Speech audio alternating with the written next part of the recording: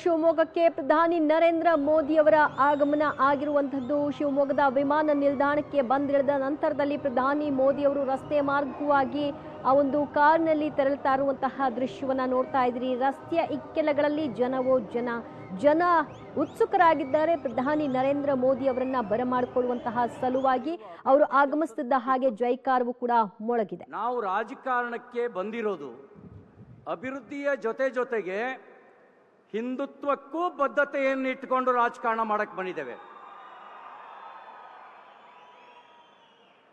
ಆ ಹಿಂದುತ್ವದ ಬದ್ಧತೆಯ ಪರಿಣಾಮವಾಗಿಯೇ 500 ವರ್ಷಗಳ ನಂತರ ಅಯೋಧ್ಯೆಯಲ್ಲಿ ಭವ್ಯ ರಾಮ ಮಂದಿರದ ನಿರ್ಮಾಣ ಮತ್ತು ರಾಮಲಲ್ಲನ ಪ್ರತಿಷ್ಠಾಪನೆಯನ್ನ ಕಣ್ತುಂಬಿಸಿಕೊಂಡಿದ್ದೇವೆ. ಇಷ್ಟಕ್ಕೆ ತೃಪ್ತಿ ಇದೆಯಾ?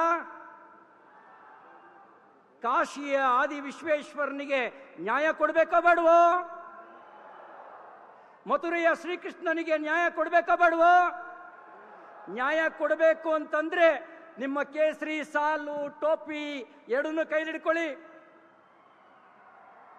ಹೇಳಿ ಬೀಸೀಗ ಭಾರತ್ ಮಾತಾ ಕಿ.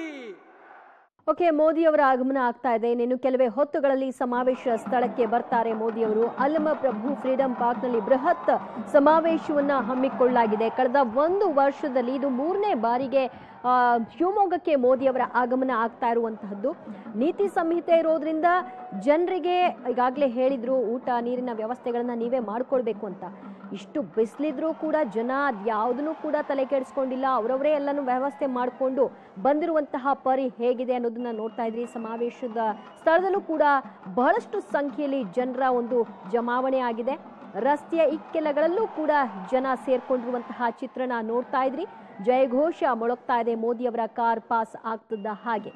ಮಲೆನಾಡಿನಲ್ಲಿ ಪ್ರಧಾನಿ ನರೇಂದ್ರ ಮೋದಿ ಅವರು ಚುನಾವಣಾ ಪ್ರಚಾರ ಸಲುವಾಗಿ ಆಗಮಿಸಿದ್ದಾರೆ. ಶಿವಮೊಗ್ಗ, ಚಿಕ್ಕಮಗಳೂರು, ದಾವಣಗೆರೆ ಮತ್ತು ಚಿತ್ರದುರ್ಗ ಜಿಲ್ಲೆಯ ಕಾರ್ಯಕರ್ತರನ್ನ ಉದ್ದೇಶಿಸಿ ಈ ಕಾರ್ಯಕ್ರಮದಲ್ಲಿ ಮಾತನಾಡ್ತಾರೆ. ವಿಧಾನಸೌಧದಲ್ಲಿ ಏನು ಕೂಗಿದ್ರು? ಪಾಕಿಸ್ತಾನ್ ಜಿಂದಾಬಾದ್ ಅಂತ ಕೂಗಿದ್ರು.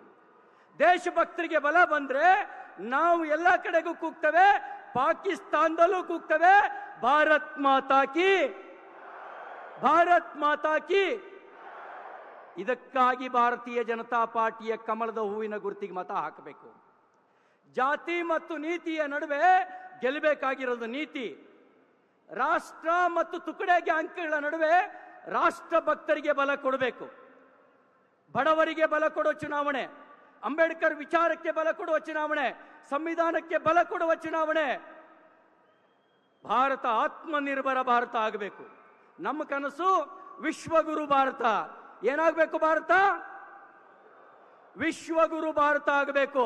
ಇನ್ನೊಮ್ಮೆ ಜೋರಾಗಿ ಬೀಸಿ ವಿಶ್ವಗುರು ಭಾರತಕ್ಕೆ ನಾವು ಮತ ಹಾಕ್ತೀವಿ ಅನ್ನೋರು ಭಾರತ್ ಮಾತಾ ಕಿ, ಭಾರತ್ ಮಾತಾ ಕಿ, ಹರ ಹರ.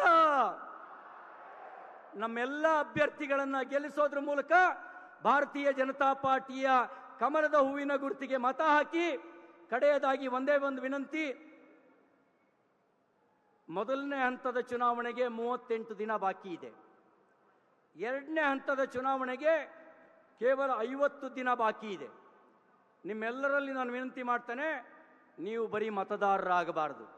ಮತದಾರರ ಜೊತೆಗೆ ಮೋದಿ ವಾರಿಯರ್ಸ್ ಆಗಿ, ಎಲೆಕ್ಷನ್ ವಾರಿಯರ್ಸ್ ಆಗಿ ಕೆಲಸ ಮಾಡ್ತೀವಿ ಅನ್ನೋರು ಕೈ ಎತ್ತಿ ಹೇಳಿ ಭಾರತ್ ಮಾತಾ ಕಿ.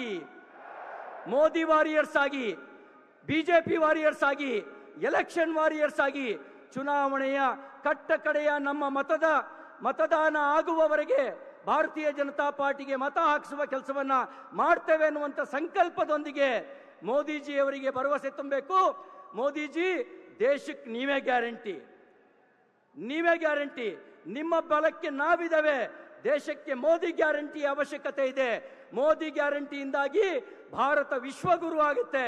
ಆ ಭಾರತವನ್ನು ವಿಶ್ವಗುರು ಮಾಡೋದಕ್ಕೆ ಆಶೀರ್ವಾದ ಮಾಡಬೇಕು ಅಂತ ಹೇಳಿ ವಿನಂತಿ ಮಾಡಿ ಎಲ್ಲರಿಗೂ ವಂದಿಸಿ ನಾನು ಮಾತು ಮುಗಿಸ್ತೇನೆ. ಭಾರತ್ ಮಾತಾ ಕಿ. ದಯಮಾಡಿ ಒಂದು ಸೂಚನೆ, ಪ್ರಧಾನಿಯವರ ವಾಹನ ಇನ್ನೇನು ಆ ಕಡೆಯಿಂದ ಬರ್ತಾ ಇದೆ. ಪ್ರಧಾನಿ ನರೇಂದ್ರ ಮೋದಿ ಅವರ ವಾಹನ ಬರ್ತಾ ಇದೆ ಅಂತ ಸಮಾವೇಶ ಸ್ಥಳದಲ್ಲಿ ಘೋಷಣೆಯನ್ನ ಮಾಡ್ತಿದ್ದ ಹಾಗೆ ಸಮಾವೇಶದಲ್ಲಿ ಭಾಗಿಯಾಗಿರುವಂತಹ ಜನ ಅಂತ ಜನರಿಗೆ ಮೋದಿಯನ್ನ ಸ್ವಾಗತವನ್ನ ಮಾಡಿಕೊಳ್ಬೇಕು ಅಂತ ಹಾತೊರಿತಾ ಇರುವಂತಹ ಉತ್ಸುಕರಾಗಿರುವಂತಹ ದೃಶ್ಯ.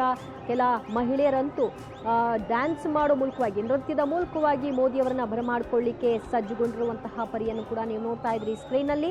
ಮಗದೊಂದು ಭಾಗದಲ್ಲಿ ಮೋದಿ ಅವರ ಒಂದು ವಾಹನ ಇನ್ನೇನು ಕೆಲವೇ ಹೊತ್ತುಗಳಲ್ಲಿ ಸಮಾವೇಶ ಸ್ಥಳಕ್ಕೆ ಆಗಮನ ಆಗತ್ತೆ. ಅವರ ಬರುವಿಕೆಗಾಗಿ ವೇಟ್ ಮಾಡ್ತಾ ಇರ್ತಕ್ಕಂತಹ ಮಂದಿ ಎಲ್ಲರೂ ಅವ್ರನ್ನ ಭವ್ಯವಾಗಿ ಸ್ವಾಗತಿಸಬೇಕು ಅಂತ ಹಾತೊರಿತಾ ಇರುವಂತಹ ದೃಶ್ಯವನ್ನ ಸ್ಕ್ರೀನಲ್ಲಿ ನೋಡ್ತಾ ಇದ್ರಿ.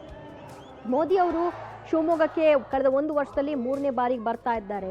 ಅದರಲ್ಲೂ ಇದು ಚುನಾವಣೆ ಘೋಷಣೆ ಆದ ನಂತರದಲ್ಲಿ ಮೋದಿ ಅವರು ಬರ್ತಾ ಇರೋದ್ರಿಂದ ಅಬ್ಬರದ ಒಂದು ಮಾತುಗಳು ಕೂಡ ಸಹಜವಾಗಿ ನಿರೀಕ್ಷೆಯನ್ನ ಮಾಡಲಾಗತ್ತೆ. ಶಿವಮೊಗ್ಗ, ಚಿಕ್ಕಮಗಳೂರು, ದಾವಣಗೆರೆ ಮತ್ತು ಚಿತ್ರದುರ್ಗ ಭಾಗದ ಶಾಸಕರುಗಳು, ಸಂಸದರುಗಳು ಎಲ್ಲರೂ ಕೂಡ ಆಗಮಿಸಿದ್ದಾರೆ ಈ ಒಂದು ಕಾರ್ಯಕ್ರಮಕ್ಕೆ. ವೇದಿಕೆಯಲ್ಲಿ ಒಟ್ಟು 43 ಮಂದಿಗೆ ಆಸನ ವ್ಯವಸ್ಥೆಯನ್ನು ಕೂಡ ಕಲ್ಪಿಸಲಾಗಿದೆ. ಅಲ್ಲಿ ಈಶ್ವರಪ್ಪನವರಿಗೆ ವೇದಿಕೆಯನ್ನ ಕಲ್ಪಿಸಿಲ್ಲ. ಸೊ ಯಾಕಂದ್ರೆ ಅವ್ರು ಬರಲ್ಲ ಅಂತ ಹೇಳ್ಕೊಂಡಿರೋದ್ರಿಂದ ಅಲ್ಲಿ ಮುಜುಗರ ಬೇಡ ಅನ್ನೋ ಕಾರಣಕ್ಕೆ ಸಹಜವಾಗಿ ಅದನ್ನ ತೆಗೆದಿದ್ದಾರೆ. ಕೆಲವೇ ಕ್ಷಣಗಳಲ್ಲಿ ಮೋದಿ ಅವರ ಆಗಮನ ಆಗುತ್ತೆ.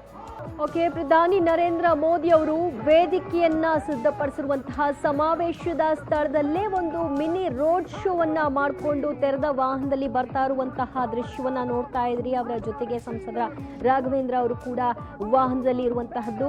ಪ್ರಧಾನಿ ನರೇಂದ್ರ ಮೋದಿ ಅವರು ಎಲ್ಲರತ್ತ ಕೈ ಬೀಸಿ ಆಗಮಿಸ್ತಾ ಇರುವಂತಹ ದೃಶ್ಯ. ಮೋದಿಯವರ ಆಗಮನ ಆಗ್ತದ ಹಾಗೆ ಎಲ್ಲರೂ ಕೂಡ ಎದ್ದು ನಿಂತು ಅವರನ್ನ ಚಪ್ಪಾಳೆ, ಶಿಳ್ಳೆ, ಘೋಷಣೆಗಳ ಮೂಲಕವಾಗಿ ಭವ್ಯವಾಗಿ ಸ್ವಾಗತವನ್ನ ಕೋರ್ತಾ ಇದ್ದಾರೆ. ಆ ತರದ ವಾಹನವನ್ನ ಯಾವ ರೀತಿ ಅಲಂಕಾರವನ್ನ ಮಾಡಲಾಗಿದೆ ಅನ್ನುವಂತಹದ್ದನ್ನು ಕೂಡ ನೀವು ನೋಡ್ತಾ ಇದ್ದೀರಿ. ಇನ್ನೇನು ವೇದಿಕೆಗೆ ಮೋದಿ ಅವರ ಆಗಮನ ಆಗತ್ತೆ. ಸಮಾವೇಶ ಸ್ಥಳಕ್ಕೆ ಬಂದ ನಂತರದಲ್ಲಿ ಅಲ್ಲಿಗ ಸಂಭ್ರಮ ಸಡಗರ ಹೆಚ್ಚಾಗಿದೆ. ಹಬ್ಬದ ವಾತಾವರಣ ಕಂಗೊಳಿಸ್ತಾ ಇರುವಂತಹ ಪರಿ ಎಲ್ಲರೂ ಕೂಡ ಮೋದಿಯವರನ್ನ ನೋಡ್ತಿದ್ದ ಹಾಗೆ ಕೈ ಬೀಸಿ ಜೈಕಾರವನ್ನ ಹಾಕ್ತಾ ಇದ್ದಾರೆ, ಕೈ ಎತ್ತಿ ನಮಸ್ಕರಿಸ್ತಾ ಇದ್ದಾರೆ. ಪ್ರಧಾನಿ ನರೇಂದ್ರ ಮೋದಿ ಅವರನ್ನ ಕಂಡ ಕೂಡಲೇ ಎಲ್ಲರನ್ನೂ ಕೂಡ ಅಷ್ಟೇ ಖುಷಿಯಾಗಿ ಗಮನಿಸ್ತಾ ಇರ್ತಕ್ಕಂತಹ ಪ್ರಧಾನಿ ಮೋದಿ ಅವರು ಅವ್ರನ್ನ ಕೈ ಬೀಸಿ ಅಲ್ಲಿಂದ ಹೋಗ್ತಾ ಇರುವಂತಹ ದೃಶ್ಯವನ್ನ ನೋಡ್ತಾ ಇದ್ರಿ. ಪ್ರಧಾನಿ ನರೇಂದ್ರ ಮೋದಿ ಅವರ ಆಗಮನ ಶಿವಮೊಗ್ಗಕ್ಕೆ ಆಗಿದೆ. ಅಲ್ಲಮ ಪ್ರಭು ಫ್ರೀಡಂ ಪಾರ್ಕ್ನಲ್ಲಿ ಬೃಹತ್ ಸಮಾವೇಶವನ್ನ ಹಮ್ಮಿಕೊಳ್ಳಲಾಗಿದೆ. ಸಮಾವೇಶದ ಒಂದು ಸ್ಥಳಕ್ಕೆ ಬರ್ತಿದ್ದ ಹಾಗೆ ತೆರೆದ ವಾಹನಕ್ಕೆ ಶಿಫ್ಟ್ ಆದ್ರು ಮೋದಿ ಅವರು.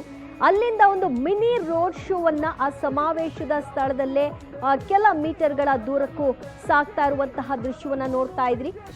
ಇನ್ನೇನು ವೇದಿಕೆಗೆ ಅವರ ಆಗಮನ ಆಗುತ್ತೆ. ವೇದಿಕೆಗೆ ಬಂದ ನಂತರದಲ್ಲಿ ಮೋದಿ ಅವರು ಏನು ಮಾತನಾಡ್ತಾರೆ, ಯಾವ ರೀತಿಯಾಗಿ ಅಬ್ಬರಿಸ್ತಾರೆ ಅನ್ನೋದನ್ನ ಆಲಿಸುವ ಸಲುವಾಗಿ ಕಾರ್ಯಕರ್ತರು ಬಹಳ ಉತ್ಸುಕರಾಗಿ ಕಾಯ್ತಾ ಇರುವಂತಹದ್ದು. ಶಿವಮೊಗ್ಗ, ಚಿಕ್ಕಮಗಳೂರು, ದಾವಣಗೆರೆ, ಚಿತ್ರದುರ್ಗ ಜಿಲ್ಲೆಯ ಕಾರ್ಯಕರ್ತರ ದೊಡ್ಡ ಪಡೆಯೇ ಇವತ್ತು ಶಿವಮೊಗ್ಗದ ಫ್ರೀಡಂ ಪಾರ್ಕ್ನಲ್ಲಿ ಈ ಸಮಾವೇಶಕ್ಕೆ ಸೇರ್ಪಡೆಗೊಂಡಿರುವಂತಹದ್ದು. ಈ 4 ಜಿಲ್ಲೆಗಳ ಜನರಿಗೆ ಈ ಮೂಲಕವಾಗಿ ಈ ಪ್ರಚಾರ ಕಾರ್ಯದಲ್ಲಿ ಮೋದಿಯವರು ಒಂದು ಸಂದೇಶವನ್ನ ರವಾನೆ ಮಾಡಲಿದ್ದಾರೆ. ಅದಕ್ಕೆ ಕ್ಷಣಗಣನೆ ಎದುರಾಗಿದೆ. ಮೋದಿಯವರ ಆಗಮನ ಆಗಿರುವಂತಹದ್ದು ಸಮಾವೇಶಕ್ಕೆ. ವೇದಿಕೆ ಸ್ಥಳಕ್ಕೆ ಅವರು ತೆರಳಿಕೆ ಇನ್ನೇನು ಕೆಲವೇ ಸೆಕೆಂಡ್ಗಳಷ್ಟೇ ಬಾಕಿ. ಪ್ರಧಾನಿ ನರೇಂದ್ರ ಮೋದಿಯವರನ್ನ ಖುದ್ದು ಮಾಜಿ ಮುಖ್ಯಮಂತ್ರಿ BS ಯಡಿಯೂರಪ್ಪನವರು ವಿಮಾನ ನಿಲ್ದಾಣಕ್ಕೆ ಹೋಗಿ ಅವರನ್ನ ಭವ್ಯವಾಗಿ ಸ್ವಾಗತಿಸಿ ಕರೆತಂದ್ರು. ವೇದಿಕೆ ಯಾವ ರೀತಿಯಾಗಿ ಸಿದ್ಧಗೊಂಡಿದೆ, ಸಮಾವೇಶದಲ್ಲಿ ಎಷ್ಟು ದೊಡ್ಡ ಸಂಖ್ಯೆಯಲ್ಲಿ ಜನ ಇದ್ದಾರೆ ಅನ್ನೋದನ್ನ ನೋಡ್ತಾ ಇದ್ದೀರಿ. ನೀತಿ ಸಂಹಿತೆ ಇದೆ. ಯಾವ ವ್ಯವಸ್ಥೆಯೂ ಕೂಡ ಇಲ್ಲಿ ಜನರಿಗೆ ಮಾಡಿರಲ್ಲ. ಖುದ್ದು ಅವರವರೇ ತಮ್ಮ ವ್ಯವಸ್ಥೆಗಳನ್ನ, ಅಂದ್ರೆ ಊಟ, ನೀರು ಇತ್ಯಾದಿ, ಸೊ ಇದೆಲ್ಲವನ್ನು ಕೂಡ ಅವರೇ ಮಾಡ್ಕೊಳ್ಬೇಕು. ಇದ್ಯಾವುದನ್ನು ಕೂಡ ನಿರೀಕ್ಷೆ ಮಾಡದೆ, ಅಪೇಕ್ಷೆ ಮಾಡದೆ ಜನ ಬಂದಿರುವಂತಹ ಪರಿ ಹೇಗಿದೆ ಅನ್ನೋದನ್ನ ಸ್ಕ್ರೀನಲ್ಲಿ ನೋಡ್ತಾ ಇದ್ದೀರಿ. ಮೋದಿ ಅವರನ್ನ ಕಂಡ ಕೂಡಲೇ ಹರ್ಷಕ್ಕೆ ಪಾರವೇ ಇಲ್ಲ. ಪ್ರಧಾನಿ ಮೋದಿ ಅವರು ಬರ್ತಿದ್ದಾಗೆ ಎಲ್ಲರೂ ಕೂಡ ತಮ್ಮ ಕೈಯಲ್ಲಿದ್ದಂತಹ ಒಂದು ಕೇಸರಿಯ ಶಾಲನ್ನ ಬೀಸ್ತಾ ಇರುವಂತಹದ್ದು, ಚಪ್ಪಾಳೆ, ಶಿಳ್ಳೆ, ಜೈಘೋಷಣೆಗಳಿಂದ ಅವ್ರನ್ನ ಬರಮಾಡ್ಕೊಳ್ತಾ ಇರುವಂತಹ ದೃಶ್ಯ. ಮೋದಿ ಅವರು ಎಲ್ಲರನ್ನೂ ಕೂಡ ನೋಡ್ತಾ ಕೈ ಬೀಸಿ ಸಾಕ್ತಾ ಇದ್ದಾರೆ. ತೆರೆದ ವಾಹನದಲ್ಲಿ ಒಂದು ಮಿನಿ ರೋಡ್ ಶೋವನ್ನೇ ಸಮಾವೇಶ ಸ್ಥಳದಲ್ಲೇ ಮಾಡಿರುವಂತಹದ್ದನ್ನು ಕೂಡ ಗಮನಿಸ್ತಾ ಇದ್ದೀರಿ. ತೆಲಂಗಾಣದ ಪ್ರಚಾರ ಕಾರ್ಯವನ್ನು ಮುಗಿಸಿಕೊಂಡ ನಂತರದಲ್ಲಿ ನೇರವಾಗಿ ಶಿವಮೊಗ್ಗಕ್ಕೆ ಬಂದಿಳಿದಿದ್ದಾರೆ ಮೋದಿ ಅವರು. ಕೆಲವೇ ಕ್ಷಣಗಳಲ್ಲಿ ಸಮಾವೇಶದಲ್ಲಿ ಮೋದಿಯವರು ಭಾಗಿಯಾಗ್ತಾರೆ, ಅರ್ಥಾತ್ ವೇದಿಕೆಗೆ ಅವರ ಎಂಟ್ರಿ ಆಗುತ್ತೆ. ಭಾಷಣವನ್ನ ಆರಂಭ ಮಾಡ್ತಾರೆ. ಮೋದಿ ಅವರ ಮಾತು ಯಾರಿಗೆ ತಿವಿಯಲ್ಪಡುತ್ತೆ ಅನ್ನೋದನ್ನ ನೋಡ್ಬೇಕು. ಸಹಜವಾಗೇ ಪ್ರತಿಪಕ್ಷಕ್ಕೆ ಆದ್ರೂ ಕೂಡ ಯಾವ ಅಂಶಗಳನ್ನ ಇಲ್ಲಿ ಪ್ರಸ್ತಾಪಿಸ್ತಾರೆ ಅನ್ನೋದನ್ನು ಕೂಡ ನೋಡ್ಬೇಕು. ಶಿವಮೊಗ್ಗಕ್ಕೆ ನರೇಂದ್ರ ಮೋದಿ ಅವರ ಆಗಮನ ಆಗಿದೆ. ಎಲ್ಲ ಮಾಜಿ ಸಚಿವರುಗಳು, ಶಾಸಕರುಗಳು ಎಲ್ಲರೂ ಕೂಡ ಅವ್ರನ್ನ ಸ್ವಾಗತ